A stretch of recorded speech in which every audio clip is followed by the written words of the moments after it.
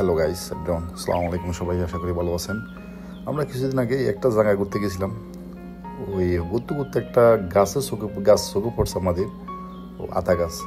তো চিন্তা করছি গাছটা যখন দেখছি আমাদের মনটা একদম মানে ওই দেখতে ইচ্ছে করছে, ফাঁদতে ইচ্ছে করতেছে।